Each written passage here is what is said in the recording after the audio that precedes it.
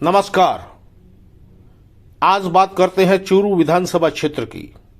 चूरू विधानसभा क्षेत्र में कांग्रेस और भारतीय जनता पार्टी के दोनों ही उम्मीदवार राजनीतिक रूप से तेज तर्रार नहीं माने जाकर एक किसान पुत्र जो सीधा साधा एक ग्रामीण पृष्ठभूमि का व्यक्ति है, तो दूसरा लक्ष्मी पुत्र जो महाराष्ट्र के अपने व्यापार में बहुत बड़ी शख्सियत है।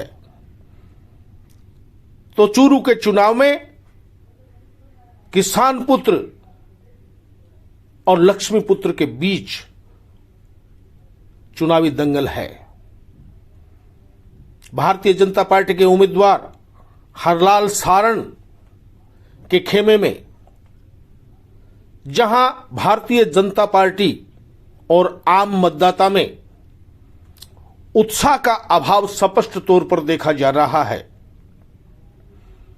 चूरू में जिस तरह का चुनाव लगातार होता रहा है, चूंकि राजेंद्र राठौड़ यहां से भारतीय जनता पार्टी की ओर से चुनाव लड़ते हैं और युवा वर्ग और भारतीय जनता पार्टी के कार्यकर्ताओं में उनके द्वारा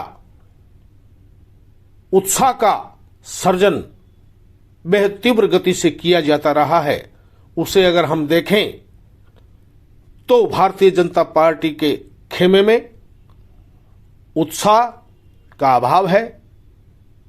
नीरसता कार्यकर्ताओं के हाव भाव बॉडी लैंग्वेज से झलकती है।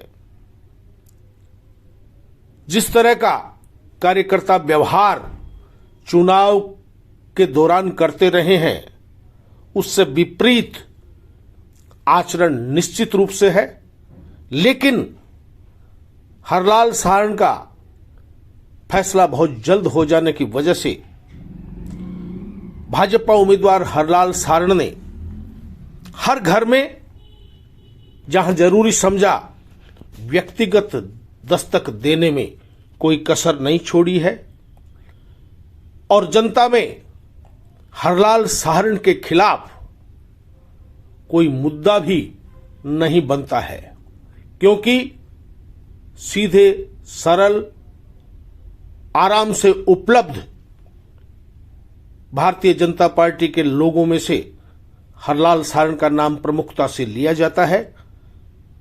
इसलिए हरलाल सारण के खिलाफ कोई व्यक्तिगत वैमनस्यता का खेल भी नहीं है। लेकिन उसके बावजूद भारतीय जनता पार्टी के कार्यकर्ताओं में जो उत्साह आमतौर पर देखा जाता रहा है, वैसा उत्साह दिखाई नहीं दे रहा। यह निर्विवाद सत्य है।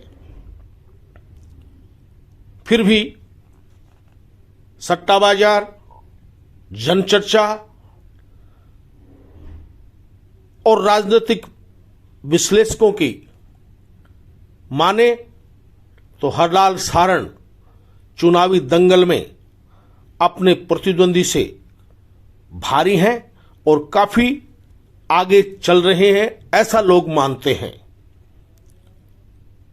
अपने ग्रामीण क्षेत्र के दौरों में हरलाल सारण को काफी शक्ति का संचार हुआ है, क्योंकि हरलाल सारण ग्रामीण पृष्ठभूमि के व्यक्ति हैं और लोग बागों का यह आकलन है कि ग्रामीण क्षेत्र से हरलाल सारण के समर्थन में भारी मतदान हो सकता है। राजनीतिक विश्लेषक, सट्टेबाज ये मानते हैं कि हरलाल सारण ग्रामीण क्षेत्र से कम 20,000 वोटों की लीड भी लेके आ सकते हैं, ऐसा लोगों का आकलन है। हम नहीं जानते, ये बात मतदाता ही बेहतर जानते हैं कि वास्तविक स्थिति क्या है, लेकिन जनचर्चा में ऐसा माना जा रहा है। तो दूसरी तरफ कांग्रेस के प्रत्याशी रफीक मंडेलिया, जिनके परिवार ने, उन्होंने और उनके पिता हाजी मकबूल मंडेलिया ने इससे पहले 5 चुनाव चूरू से लड़ चुके हैं, जिसमें से 3 विधानसभा क्षेत्र के और 2 लोकसभा क्षेत्र के। रफीक मंडेलिया का ये चौथा चुनाव है और विधानसभा का दूसरा चुनाव है। लेकिन जिस तरह की राजनीतिक व्यवस्था रफीक मंडेलिया की पिछले 15 वर्षों में रही है, कार्य कांग्रेसजनों और रफीक मंडेलिया के बीच जो अविश्वास की खाई है वो लगातार बढ़ती ही चली जा रही है। कांग्रेस का हर नेता कार्यकर्ता जो काम में लगा हुआ है वह भी रफीक मंडेलिया पर अविश्वास करता है और जो नहीं लगा हुआ है वह तो अविश्वास करेगा ही। ऐसे में कुछ राजनीतिक जानकार इस बात की प्रबल संभावना मानते हैं कि चूरू विधानसभा क्षेत्र में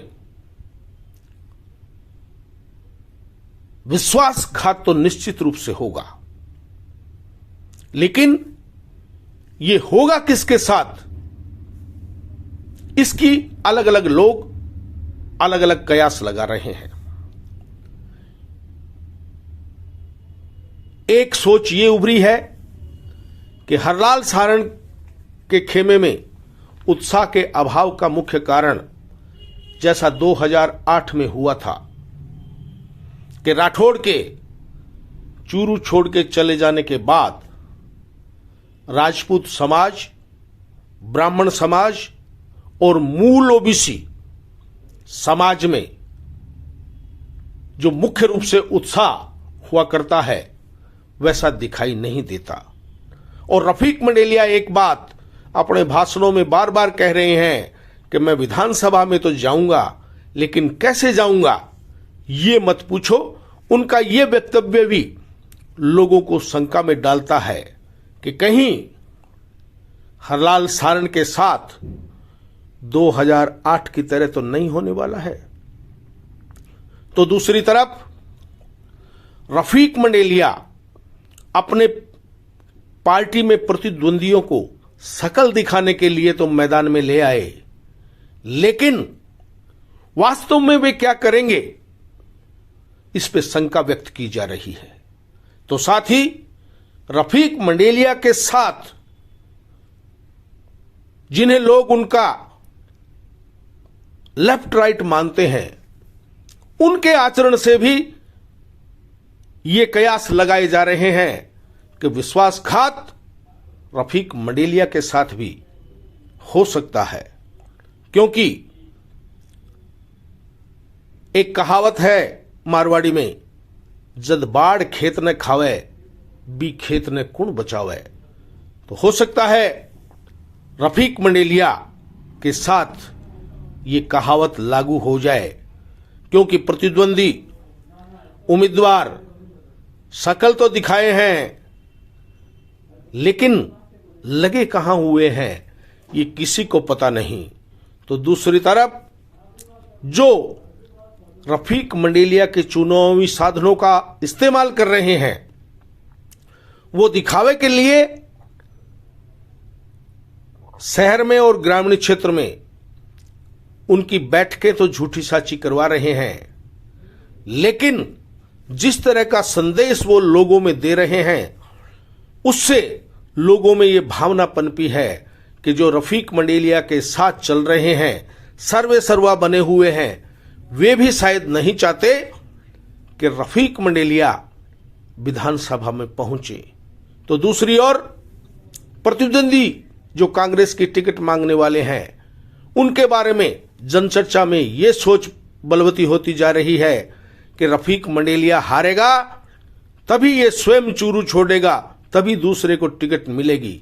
और अगर रफीक मंडेलिया चुनाव जीत गया तो टिकटार्थी तो सब अपने अपने घरों में बैठ जाएं, कल्पना भी न करें कांग्रेस का टिकट लाने की। ऐसे में यह तो तय माना जा रहा है कि सारण या मंडेलिया, इन दोनों के साथ किसी भी एक के साथ विश्वासघात तो होगा, लेकिन ये किसके साथ होगा यह तो मतदाता स्वयं ही बता सकता है, हमको पता नहीं।